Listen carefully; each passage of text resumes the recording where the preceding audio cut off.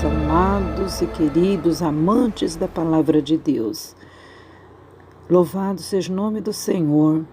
Nessa manhã preciosa estaremos lendo em Juízes 6, que diz assim: Os filhos de Israel fizeram o que parecia mal aos olhos do Senhor, e o Senhor os deu na mão dos midianitas por 7 anos. E prevalecendo a mão dos midianitas sobre Israel, fizeram os filhos de Israel para si, por causa dos midianitas, covas, as covas que estão nos montes, e as cavernas e as fortificações. Porque sucedia que, semeando Israel, subiram os midianitas e os amalequitas, e também os do Oriente, contra eles subiam, e punham-se contra eles em campo, e destruía a novidade da terra, até chegarem a Gaza, e não deixavam mantimento em Israel, nem ovelhas, nem bois, nem jumentos, porque subiam com os seus gados e tendas, vinham como gafanhotos em tanta multidão que não se podia contar, nem a eles, nem a seus camelos, e entravam na terra para destruir. Assim Israel empobreceu muito pela presença dos midianitas. Então os filhos de Israel clamaram ao Senhor. E sucedeu que, clamando os filhos de Israel ao Senhor por causa dos midianitas, enviou o Senhor um homem, um profeta, aos filhos de Israel, que lhes disse: Assim diz o Senhor, Deus de Israel: Do Egito eu vos fiz subir, eu vos tirei da casa da servidão, e vos livrei da mão dos egípcios e da mão de todos quantos vos oprimiam. E eu os expeli de diante de vós, e a vós dei a sua terra. E vos disse: Eu sou o Senhor vosso Deus, não temais aos deuses dos amorreus, em cuja terra habitais, mas não deste ouvidos à minha voz. Pronto, né? É isso aí. Não dando ouvido à voz do Senhor, fica à mercê do inimigo, né? Porque aqui a gente está vendo que Deus está ouvindo o clamor dos filhos de Israel, né? Está ouvindo. E mesmo assim o Senhor falou assim, ó: Não temas eles, não temos amoreus, não temos midianitas, né? Mas por que estava acontecendo tudo aquilo? Por conta da rebeldia de Israel. Gente, até nos dias de hoje, Deus suscita inimigos a Israel. Eles não estão dando ouvidos à voz de Deus, que Deus sempre quis reinar sobre eles, mas eles um tempo servem a Deus, depois eles desviam. E aí o que acontece? Acarreta muitas situações terríveis, né? Vemos aqui no primeiro versículo já dizendo que Israel estava fazendo o que parecia mal aos olhos do Senhor. E o Senhor os entregou na mão dos midianitas, entregou por 7 anos.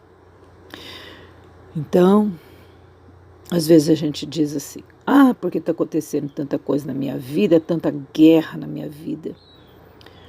Eu estou em guerra. Mas por quê? Né? Será que estamos fazendo o que parece mal aos olhos do Senhor? Ou nós acomodamos espiritualmente? Já não oramos mais como antigamente? Já encruzamos braços? Estamos indo do jeito que a correnteza está levando? Jejum? Oração de madrugada? Então, estamos mesmo devorando a palavra de Deus, se alimentando do Senhor, Ou nós esquecemos que nós precisamos estar abastecido, né? Então, olha, o Senhor entregou os israelitas na mão dos midianitas por 7 anos. 7 anos plantavam e os midianitas e os amalequitas também, e os outros também, vinham, destruía, roubavam as plantações de Israel. Eles estavam numa situação assim bem complicada, porque talvez estava até passando fome, porque, né, as colheitas eram perdidas, né? No verso 3 diz: subiam e semeando Israel, os midianitas iam lá e destruíam a novidade da terra, até chegarem na faixa de Gaza. Sempre foi assim, gente. Sempre foi assim. Midianitas, amalequitas. E são irmãos de Israel. São irmãos. Filhos de Ismael. Dos lombos de Abraão, gente. Deus suscitando inimigos dentro da própria casa. Assim como Davi. Deus suscitou inimigos dentro da casa dele. E aí, a gente fica assim, ó. Nossa, mas eu sirvo a Deus? Sabe, mas a gente nunca vê onde que está o nosso erro. Ou a gente se faz, né, de inocente para não aceitar a correção do Senhor. Ou a gente fecha os olhos para não enxergar onde que nós estamos errando, né? E a gente precisa clamar ao Senhor. E aqui a gente viu que no verso 4 diz assim, ó, que eles, os midianitas e os amalequitas, não deixavam mantimento em Israel, nem ovelhas, nem bois, nem jumentos, mas roubavam todas essas provisões de Israel. Deixava Israel sem nada. E Israel começou a enfraquecer. E subiam com seus gados e tendas e vinham como gafanhotos em cima de Israel. E assim empobreceu muito o povo de Israel. Ficaram fracos por conta da presença dos midianitas, assim, sabe, ó, vulnerável. Será que a gente está nessa situação de vulnerabilidade? Fracos por conta da força do inimigo contra a gente? Porque nós estamos vivendo uma grande opressão, gente. Vocês podem perceber isso no ar. Não sei se vocês estão sentindo isso, essa pressão, opressão no dia a dia. É uma guerra espiritual, gafanhotos espirituais que estão vindo de monte na terra. Porque Deus, Ele está abrindo os abismos, está abrindo de pouco, porque se abrir de total, acaba com a terra em segundos, em milésimo de segundos. Uma chuva aí de 5 minutos acaba com a cidade. Imagina Deus abrir a porta do abismo. Deus pode até soltar alguns anjos para fazer algumas destruições, alguma coisa aí na terra para ver se o povo acorda, né? E é isso aí mesmo, o Apocalipse está chegando, o Apocalipse já chegou. Estamos na era do Apocalipse, estamos vivendo isso. cavalo amarelo, sabe? As pessoas nem percebem, né?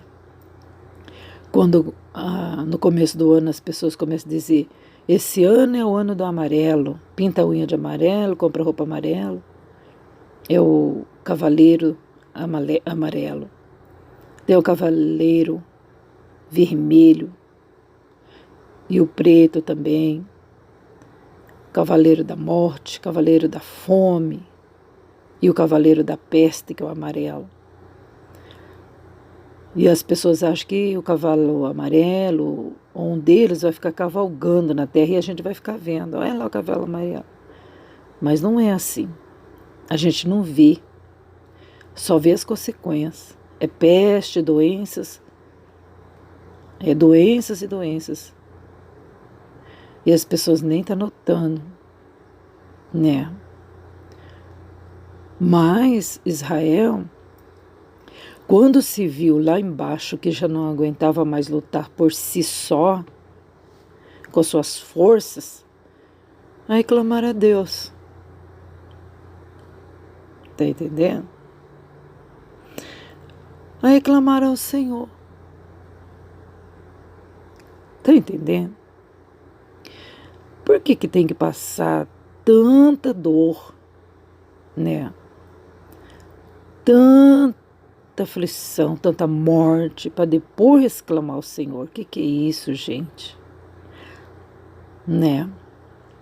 Clamar ao Senhor. Depois que roubaram as novidades do campo, roubaram as ovelhas, roubaram os bois, jumentos, não deixaram mantimento nenhum em Israel. Aí clamaram ao Senhor. Está entendendo? Porque muitas das vezes Deus fecha a porta, porque muitas das vezes as consequências da nossa ausência de Deus, ela bate, levando tudo que é da gente, porque deixamos ao Senhor. Ficamos sossegadinhos, tá tudo bem, né? Tá beleza. É isso aí, tô tomando sorvete de chocolate. É isso aí, tá ótimo. E aí, tá tudo bem? Tá tudo ótimo. Se melhorar, estraga. E nem lembra que existe o papai, nem lembra que Jesus morreu na cruz, né? Esquece até que existe igreja para congregar. Esquece de tudo. Hinos para louvar a Deus? O caderninho de que louvava tá lá apodrecendo dentro da gaveta, né? Perigoso até jogar fora, porque não precisa mais, agora tem celular. Bíblia? Ai, nem sei onde anda, né? Tá nem aí com Deus. Nem lembra que é Deus que clareia o dia. É. Só que a ausência de Deus, estamos vulneráveis aos bramidos dos leões, pois a palavra do Senhor diz que Ele brama ao nosso derredor, procurando nos tragar. Gente, você já viu um leão bramando? Vocês já viram como o leão fica andando em círculo? Pois é assim que ele fica ao nosso derredor, procurando uma brechinha para devorar a gente. E é nessa hora de comodismo que o inimigo pode nos atacar e vencer.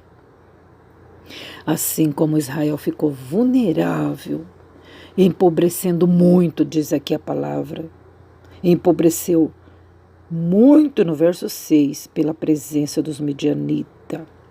Aí eles clamaram ao Senhor. Tá vendo? Clamaram ao Senhor. Então, às vezes, a pessoa clama a Deus quando está sendo perseguido de morte. Aí clama a Deus. Aí quando está faltando tudinho dentro de casa, só tem um grãozinho de arroz na lata, aí clama ao Senhor. Aí quando um filho sofre, aí clama ao Senhor. Quando a gente mesmo se vê em apuros, clamamos ao Senhor. Por que a gente não continua clamando ao Senhor o tempo todo? Por que a gente não mantém a comunhão com Deus em tempos de festas, de alegria, quando a lata está cheia de arroz, quando está tudo bem? Por que a gente não continua jubilando, agradecendo o Senhor que proporcionou esses momentos tão lindos, não é? E aí então clamaram ao Senhor. E sucedeu que eles, clamando ao Senhor por causa dos midianitas, Deus respondeu. Deus não fechou seus ouvidos. O Senhor enviou um profeta para transmitir uma mensagem para eles. Uma mensagem de conforto, gente. Apesar de tudo, né? Apesar deles ter esquecido de Deus, apesar deles fazer mal aos olhos do Senhor, porque eles viviam atrás dos balaíns, né? Dos ídolos, né? E mesmo assim Deus levantou um profeta e disse: assim diz o Deus de Israel, eu tirei vocês do Egito, gente. Eu livrei vocês da mão dos egípcios e da mão daqueles que oprimiam vocês.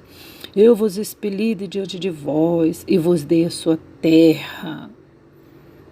Eu sou o Senhor, o vosso Deus. Viu? Não temas diante dos midianitas nem dos amalequitas, gente. Não temas os deuses deles. Não temas. Eu disse para vocês não temer. Vocês estão habitando aí no meio deles, mas não temas. E vocês não me deram ouvidos, né? Vocês não escutaram o que eu falei. Eu não falei para vocês não se misturar com os ídolos deles. Eu não falei para vocês guardar, para não se contaminar com os ídolos deles. Vocês esqueceram que eu tirei vós da terra do Egito? Eles clamaram a Deus, Deus respondeu, confortou, mas também exortou para que eles não viessem esquecer de que Deus já tinha avisado eles para não se misturar com aquele povo. Porque tem povo que a gente não pode se misturar, sabia? Esse negócio que a pessoa fica usando a palavra para poder se misturar com os ímpios, isso aí é desobediência, pessoal. Nós podemos ter amizade com o ímpio, podemos ter um vizinho ímpio, claro que tem muitos, né? Mas não podemos proceder conforme as suas impiedades, não é verdade? Senão seria necessário a gente sair do mundo, né? Mas eles não, adoravam deuses deles, se contaminaram diante do ídolo Baal e tudo mais. Mas aí o que aconteceu? Deus é tão misericordioso que quando viu que eles estavam no fundo do poço, levantou Gideão. Aí Gideão era um dos israelitas, estava lá malhando trigo no lagar para colocar salvo, né, para os midianitas não roubar, para eles comer, né, senão ia morrer de fome. Aí Deus levantou Gideão para libertar o povo da mão dos midianitas. E aí nós vemos que o anjo do Senhor teve um diálogo com Gideão. E Gideão foi o libertador. Gideão ouviu a voz do Senhor e fez tudo que o Senhor mandou. Ele obedeceu. E através da vida desse varão, Deus deu livramento a Israel. Então, nós vamos se colocar na posição de ajudador, né? Porque tem muitas pessoas por aí andando após os seus próprios intentos.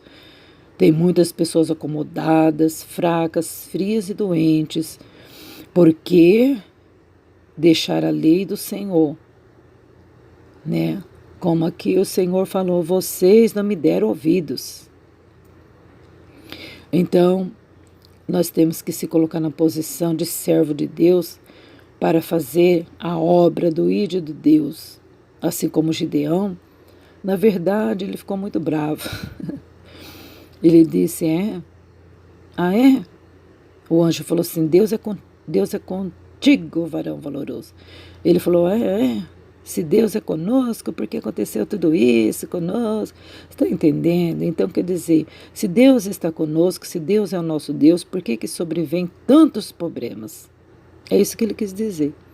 Porque se Deus é com a gente, com a nação de Israel, por que está acontecendo tanta coisa? Tanta morte, tanto roubo, tanta destruição, se Deus é conosco. Deus faz a parte dele. Só que eles não deram ouvidos à voz do Senhor. Entendeu? Quando nós desobedecemos ao Senhor, é como eu disse no começo, nós mesmos trazemos para a nossa vida destruições, amarguras, porque nós, quando está tudo bem, a gente quer andar do nosso jeito. Aí esse negócio de ficar obedecendo a Deus já não faz mais parte da nossa vida, entendeu? Aí Gideão falou, se Deus é comigo, é conosco, por que aconteceu tudo isso conosco? Onde está as promessas do Senhor? Ainda ficou bravo, né?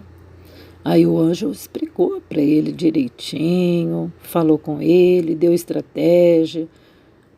E ele fez prova realmente para ver se era realmente Deus que estava chamando. E a prova que ele fez, ele recebeu a resposta certinho, né? E Deus enviou ele e foi com ele. Primeira coisa que ele fez foi derrubar as estátuas de Baal. Derrubou o altar de Baal. Já foi fazendo a limpeza, né? E o Senhor decretou vitória a Israel. E aí eles renovaram a aliança, né? Renovaram o pacto com Deus novamente. E o Senhor deu vitória a Israel, né? E que a gente venha a meditar nessa passagem, para que a gente também não venha se distanciar do Senhor por conta dos midianitas que se levantam contra nossas vidas, por conta dos amalequitas da vida, que são muitos, querem roubar nossa paz, roubar nossa alegria espiritual, nossa alegria material. E tem muitos amalequitas, viu? O que são os amalequitas?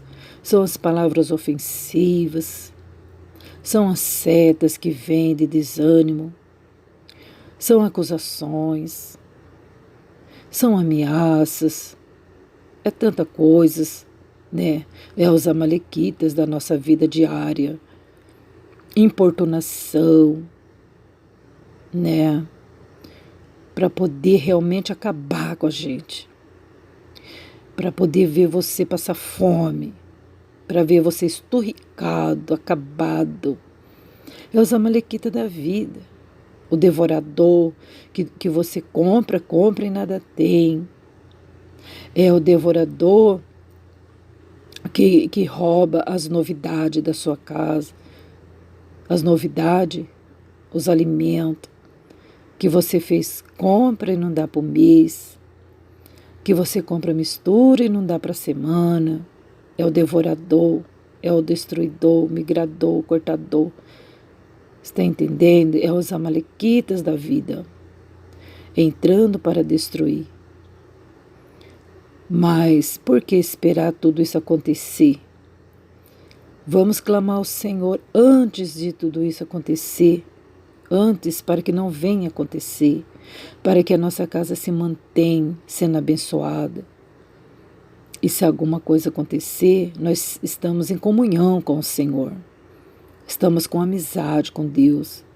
Não vamos entristecer o Senhor trocando Ele por outras coisas, assim como Israel trocou. Deixou de servir o Deus vivo para andar atrás de ídolos feitos por mãos de homem, gente. Feito de pedra. Trocar um Deus vivo por um Deus de pedra. Olha a cabeça da pessoa. De repente a pessoa está falando com uma pedra. Está entendendo? Que não pode dar livramento. O Senhor diz: eis que meus braços não estão encolhidos, gente, para que não venha te salvar. Meu braço está estendido, não está encolhido, não. Os meus ouvidos não estão agravados. Eu não sou surdo. Clama a mim, eu vou te ouvir. Mas tem pessoas que preferem continuar na miséria do pecado. Mas nós não vamos seguir esse exemplo. Vamos clamar a Deus e aceitar sua correção e ser abençoado. Plantar e colher. As criações venham a ser abençoadas. O gado venha a ser abençoado. Você pode ir lá que vai ter o leite. As cabras vão ter os leites. Os jumentos estarão à disposição. Vai ter fartura pela obediência a Deus. Mas se por acaso não tiver fruto na videira, você vai continuar louvando o Senhor por um acaso acontecer de não ter vaca nos currais, nem leite nos currais aí da vida. Você vai continuar adorando, servindo, amando o Senhor. Não é, gente? Porque Deus é bom e sua benignidade dura para sempre. Vamos ficar com essa meditação de hoje, em Juízes.